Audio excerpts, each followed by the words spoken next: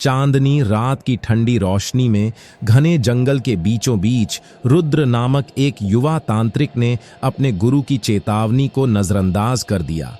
उसकी आत्मा में शक्ति पाने की लालसा थी और इसी जुनून में वह ब्रह्म पिशाच को बुलाने के प्राचीन मंत्रों का जाप कर रहा था। वातावरण में अजीब सी सिहरन फैल गई।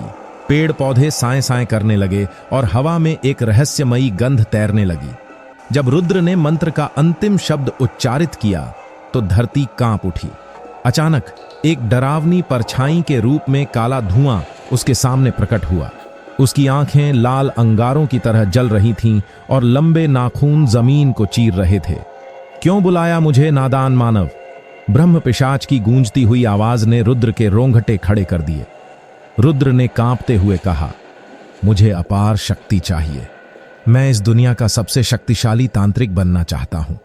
ब्रह्म पिशाच के होंठों पर एक भयावह मुस्कान फैल गई। उसने कहा, तू जो चाहता है वो मिलेगा, पर इसकी कीमत तेरे आत्मा से चुकानी होगी। क्या तुझे यह सौदा मंजूर है? रुद्र ने अपने लालच में हामी भर दी। तभी अचानक उसके चारों ओर की हवा भारी हो गई और उसके शरीर में एक अजीब सी ऊर्जा भरने लगी।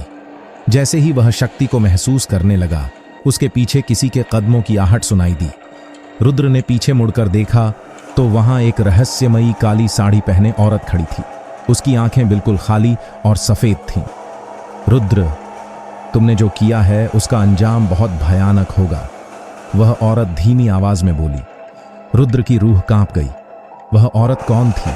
कैसे वह इतनी रात में इस जंगल में आ गई और उसे रुद्र के काले इरादों की भनक कैसे लगी?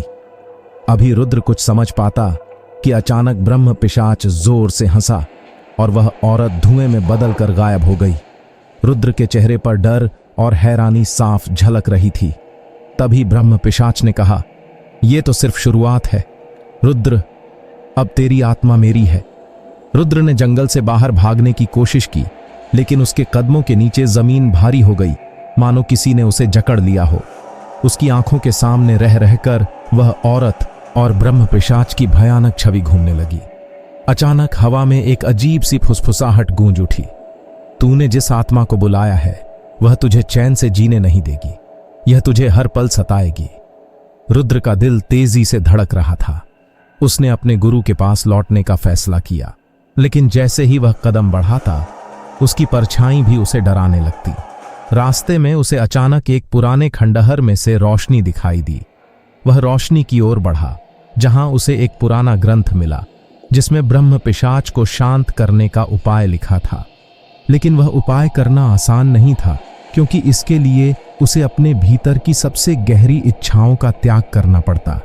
रुद्र के मन में सवाल उठता है, क्या मैं अपनी आत्मा को बचा पाऊंगा या ब्रह्म पिशाच हमेशा के लिए मेरे साथ रहेगा? वह रहस्यमयी औरत कौन थी और रुद्र का अंजाम क्या होगा? अगले एपिसोड में क्या रुद्र ब्रह्म पिशाच के चंगुल से बच पाएगा या फिर उसकी आत्मा हमेशा के लिए श्रापित हो जाएगी? जानने के लिए जुड़े रहें।